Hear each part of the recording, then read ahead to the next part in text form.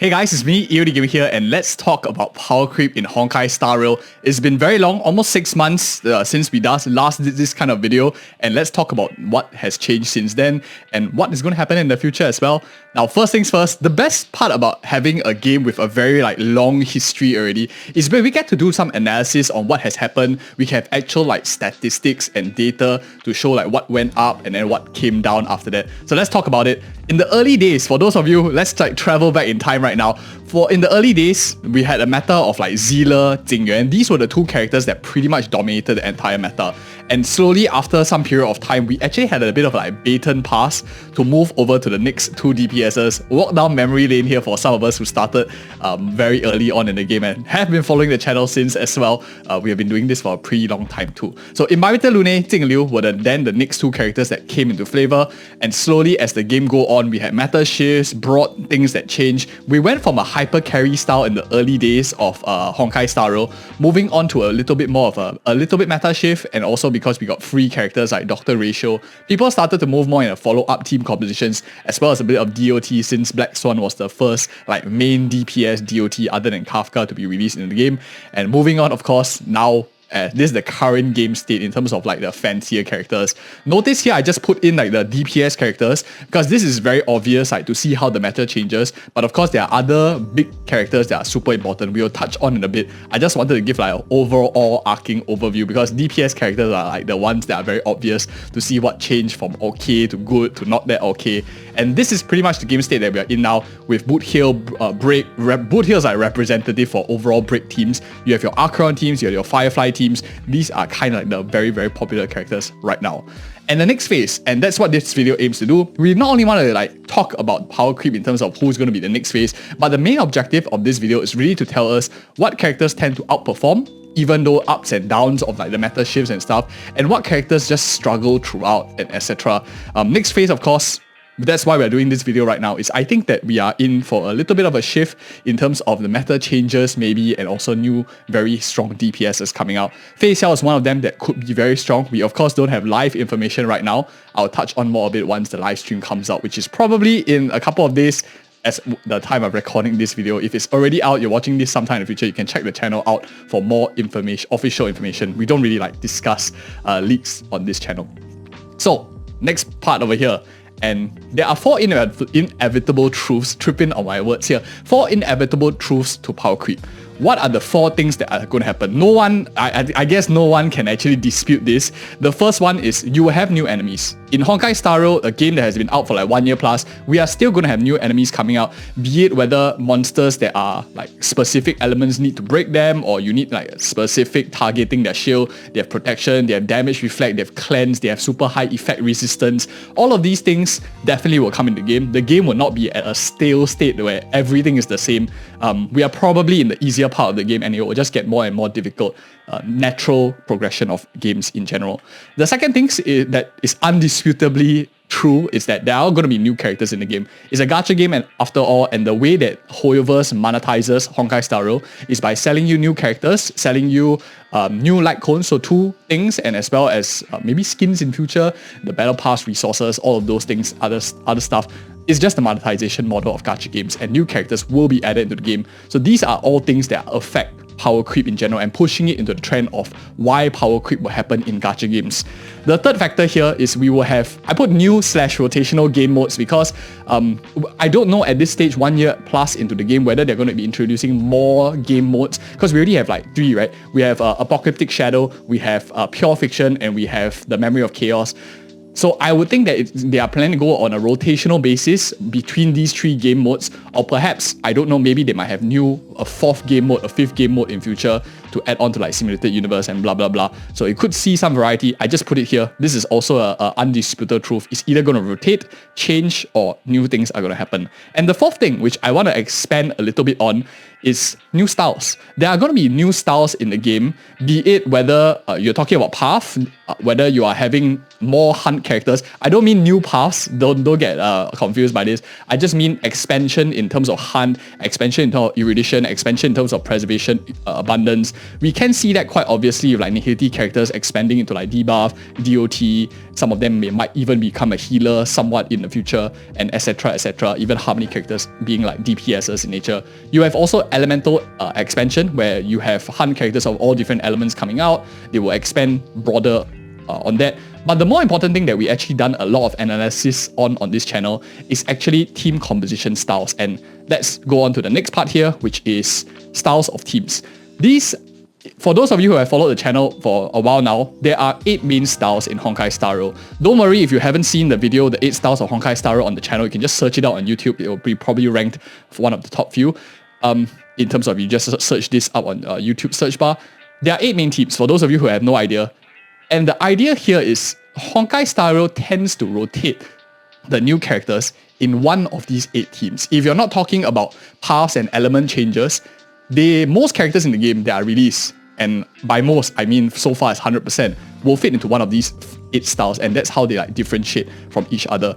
I put here a very simple example. You can have Mark 7 Hunt, which mainly plays into follow-up teams, break teams, fast and often moving teams, hyper carry. But this is where I think that they are planning to continue to go, expansion on the 8 teams. Right now, follow-up attacking in terms of the counter style for like Yunli's kind of style is not very, very popular.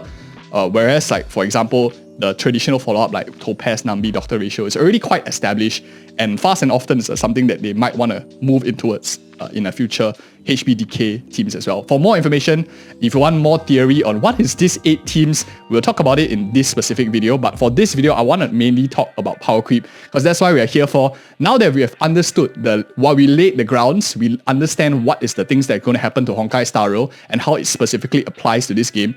Let's talk about 4 things that makes characters built to last. And if you're finding value in this video so far, you like the way we are presenting different formats compared to maybe other creators out there, do give us a like, comment, and subscribe as well. We like to do these kind of things which are for the long run to help our accounts become more efficient. First thing, characters that are built to last. Non-DPS, okay, this is just an overall general view, but if you ask most people on the street, they will tell you DPS characters not that good to invest in at long run because very easy to power creep.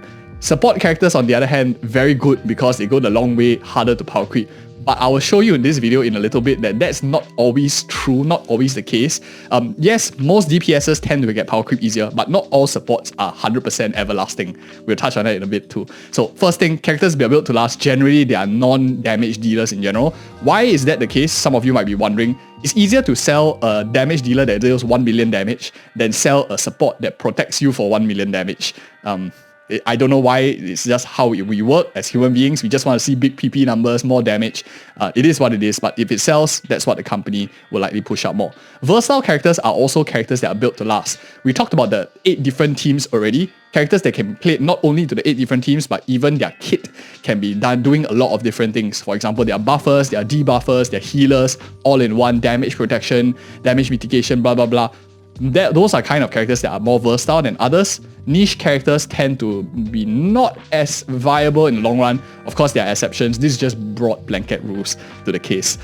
Broad styles, again, the 8. This is focusing mainly on the 8 teams. If you can play into many of the 8 teams, you are likely more built to last. A character like that would probably be a character like Runmei. You can be played into many, many different styles in different 8 teams and probably be like top 1 or top 2 in those slots as well. That's what makes a character built to last for the long run.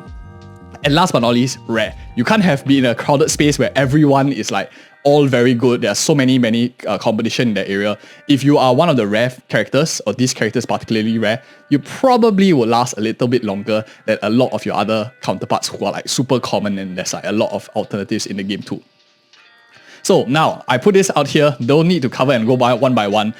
Characters have stood the test of time. The advantage of Honkai Star Rail being out for a year plus is we actually can look back in the past and see what characters, and for those of you who don't have like statistics at the back of your mind and you've been playing for day one, just get a gut feel. These 4 characters you see on screen are characters that are still used today, and they have been released for a super long time. Maybe not Huo to a large extent because she was a little bit more recent, but characters like Fu Xuan, Dela, who has been released at 1.0, and Kafka as well, which was like in 1.2, Fucc is like 1.3. Very early characters that are still relevant today and are still being played today, shows you that you can actually make smart decisions about characters that last a really, really long period of time. Of course, granted, I wouldn't say that these characters were just total iron characters that are like very, very strong iron bow characters that don't break over time. Some of them maybe got a little bit lucky, like maybe debuff oriented, DOT oriented, a lot of benefits that happen along the way to them. But at the end of the day, they played into thematics and they succeeded. Our objective in this channel, in this video here, is to plan for the future. What can we actually predict and what styles are very important to do? First thing, of course, I just want to do a little bit of a humble brag here, but all these characters were characters that we actually pointed out. So Fucc 1 year ago here, I mentioned she was ridiculously overpowered. We like to give solid advice on the channel, and I don't do this like for every single character. I don't say like every single character is overpowered. I only have said Fucc so far, and she's one of the characters that really have withstood the test of time. If you want to know why, I'm not going to talk about it in this video. This is not a selling Fucc video. She's not even on the banner. But if you're interested in my thoughts on specific characters, you can check the videos out.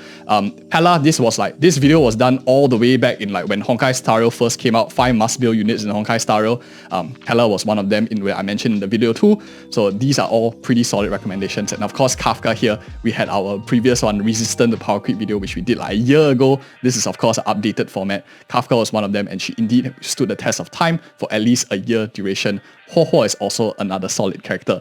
But I'm not just talking about characters who have withstood the test of time. Looking back in the past is nice, but more importantly, we also want to see in the past what units fell off, and let's explain why. So DPS characters like Ziela, at one point she was like the flavor of the month. When 1.0 game first came out, she's super successful, and then suddenly she like fell off. Same as Jingliu, she was very popular at one stage at version 1.4, 1.5 thereabouts, and then she suddenly disappeared from the meta. We can learn from past experiences because it might happen to your DPS right now that is the flavor of the month. So what happened to Ziela was that other characters came out who did a little bit more AoE, like Jingliu as well as Imbibitor Lune. They tackled much more content rather than just focus on a single boss. They also are different elements, so the element changed. And hunt characters just generally fell apart because a lot of more monsters were like, you need to hit across the board rather than like individual you and me, like one target kind of thing. So that was one of the things that affect Ziela. But with Face Shell coming in, it could change here and there. These are, of course, we're just talking about what caused that like down curve rather than just looking at a stable graph, because we will learn more from the ups and downs rather than just a horizontal curve. Jingliu, of course, is another character that fell out of meta. She is not a lousy character. Even till today, I think she's very strong. What caused the difference between Jingliu is probably because Ice is not as meta anymore. If you look at the other characters in the game, if we go back to our Ice meta, we don't have much choice.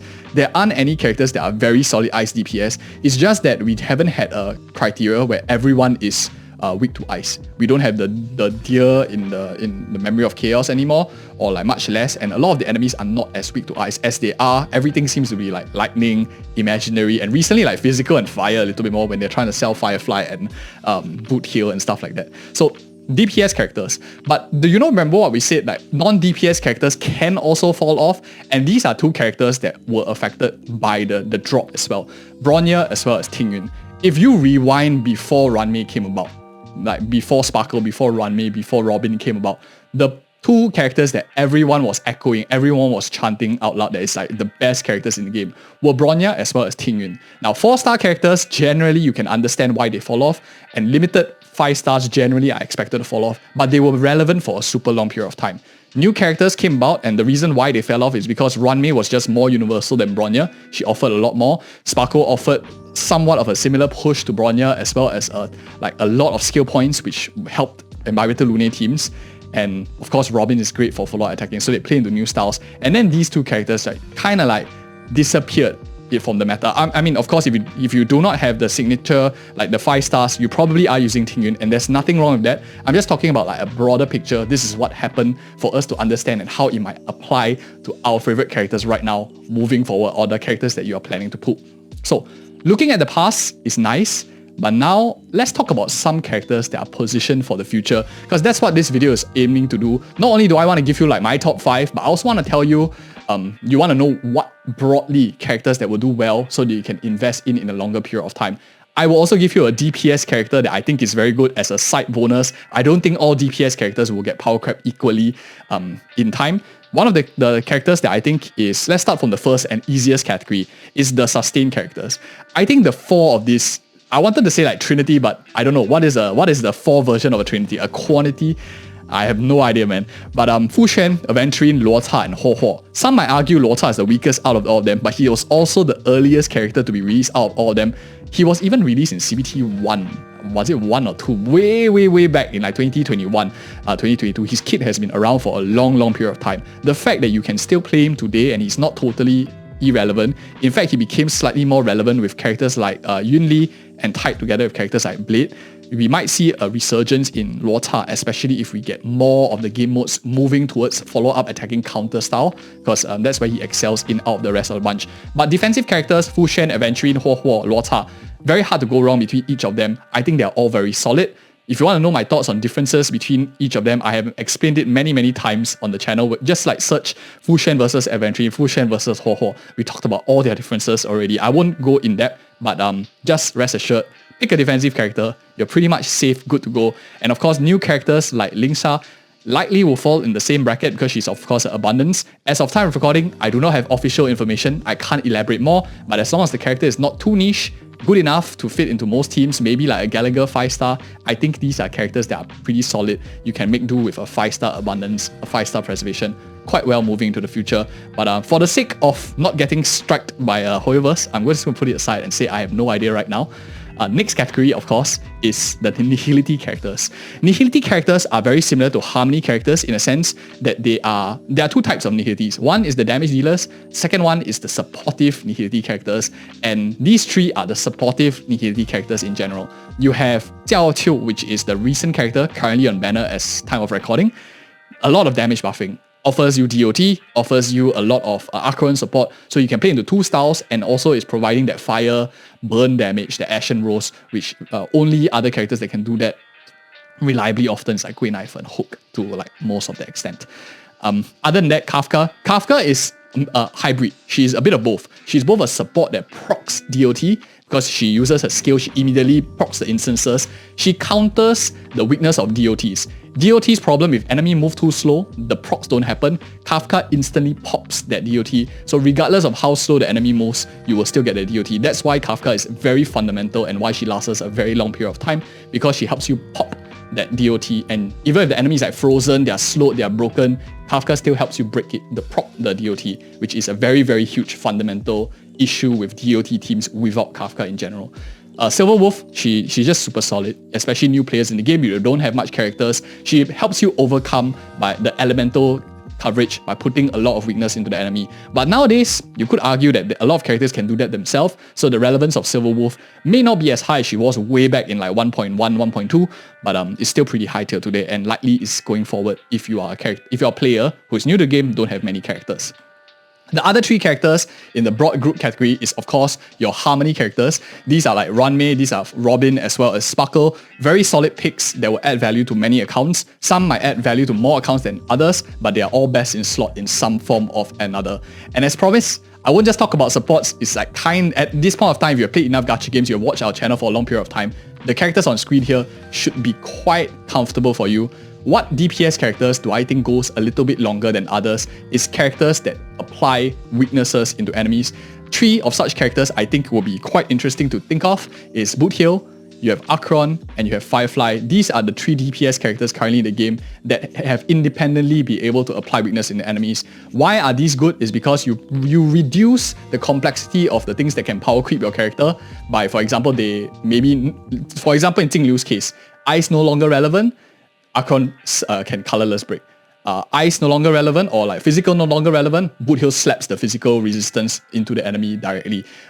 Fire no longer relevant, doesn't matter. Firefly just inputs the fire weakness on enemy. So less things the developer has to do to power creep your character, and you want to think like, how does Hoyoverse mess up your favorite character? That's the idea that you want to do when you're trying to plan for the future long term, and how I see DPS characters that last a bit longer than others, which means that they will likely be king of their category for a little bit longer until of course we switch to wind meta, which might be coming soon, and we switch to another meta, for example like maybe ice or whatever not.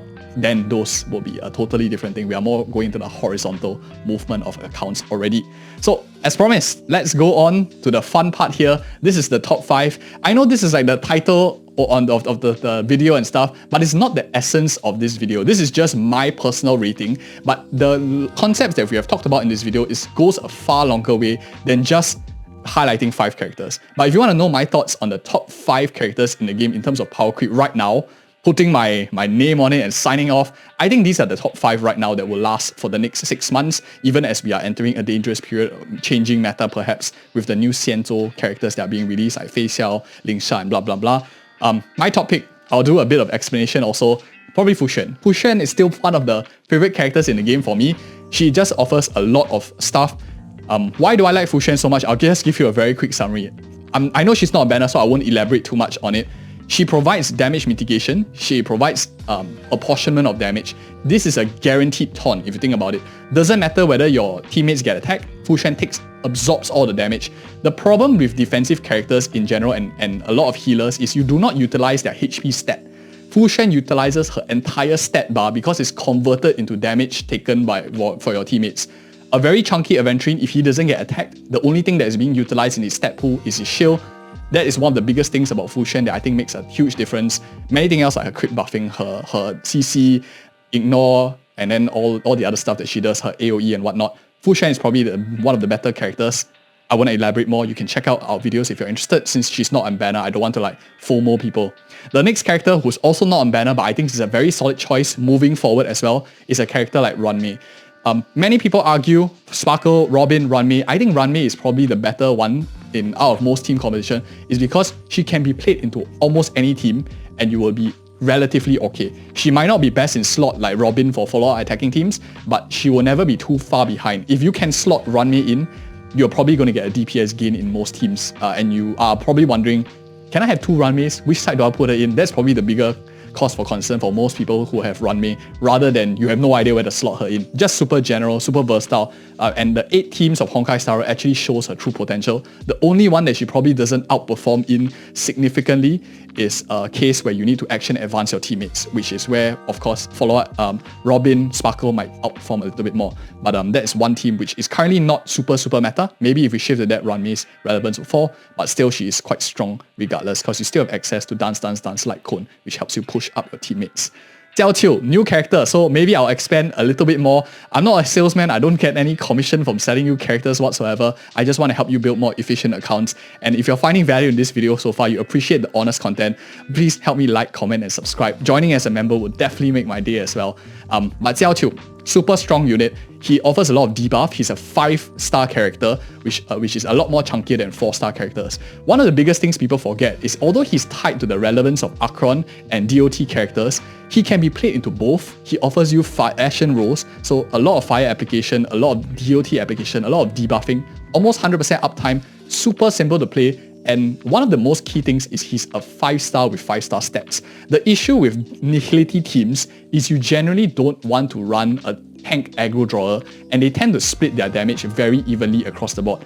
Let's say you have a premium team like Black Swan here, together with maybe, for example, Jiao Qiu and Runmei, for example, and your healer is like Huo Huo, who offers you a lot of team-wide buffing. In that case, you are taking damage all places, you have no aggro drawer, and if you have one weak link who's a 4-star, that person dies, you have to restart your whole account. It's very tough. 5-star stats actually make a huge difference, specifically in Nihility teams, and maybe to some extent Harmony 5 stars, because Tingyun is very squishy, we all know that. But no one has complained Runmei, Robin, or Sparkle is squishy because of that 5-star stats difference. The base HP makes a very huge difference in Honkai Star Rail for categories of Harmony and Nihility especially. Next up, number 4, Huo Huo. Not on, is she on banner? No, now it's a Sparkle banner. So Huo Huo is not on banner right now, she just passed, but she's also another solid character that I think is very strong. She grew on me over time. She can be fit into most team compositions because of the amount of attack buffing she provides. She's like a pseudo Harmony. She provides energy for the rest of the team, helps push them forward. She cleanses, she heals tons of amount. Very solid character, and I find that I fit her into a lot of team compositions. I even play him with like Akirion teams, even though I don't get the energy from Huo Huo, because the amount of buffing she provides for the rest of the team just offers so much value that it's too hard to ignore. I think Huo Huo is probably my favorite out of all of them. Why is Eventrine, and the last one is definitely not Eventrine, why is Eventrine not part of this too? I thought about it very long and hard, but I think Eventrine generally outperforms in teams where you actually need an imaginary damage dealer to tackle the enemy, where the enemy is resistant to imaginary. Eventrine is like good, but he doesn't offer you as much versatility as a character like Huo or the amount of protection and the amount of utility that a character like Fucc offers, because you do not protect. And characters that want to lose HP, for example, like Blade, you can still get by with Fucc, whereas eventually you block out those teams because of that thick shield. Something to think about. You cancel off like one team composition because of that thick shield for the HP decay teams. Last but not least, of course, this is Kafka. Kafka is not only one of the characters that I think is very, very strong, she has been for the longest period of time. And the fundamental thing about Kafka is not because she's a DOT damage dealer, but she goes against the true weakness of DOT teams. I mentioned it a bit already, but what are DOT teams' weakness? If your enemy is broken, you have a weakness extension like Runmei, or you have a character that slows them to oblivion like Welt, your DOT teams will do no damage because the enemy doesn't move at all. Kafka mitigates this, and if Hoyoverse tries to power creep your team because they add in slow characters that never move, so DOT can't move, Kafka pops them with a skill instantly and all the damage is being proc, a certain percentage of it. So she counters the weakness of DOT teams and the fundamental flaw of DOT teams, which I think in itself is something to be commended on, and it will likely last a long period of time. If you're a DOT player, Kafka is your hitch to anything Hoyoverse might try to throw at you funnily in the long run. And that's the reasons why I think these guys are my top 5 characters. We talked about a lot of the other characters on this list. And as usual, DPS characters tend to be the ones that are not in this list. This is my personal top 5. I would like to hear your top 5 as well in the comments below. But at this point, if you're watching this video, I highly recommend you check out these 2 content. One is, of course, the 8 teams of Honkai Star Rail, where we dive more in depth into the theory of the 8 different teams to help you build a wider account. The other one here, I think, is going to be tons of value for you as well, especially if you're trying to learn more about the overall Honkai Star Rail game and making better decisions. Again, thank you guys so much for watching. Appreciate your attention to this point. Like, comment, and share it with any of your friends who are playing Honkai Star Rail and you want them to make better decisions too. Hope this video helped you, and see you in the next video.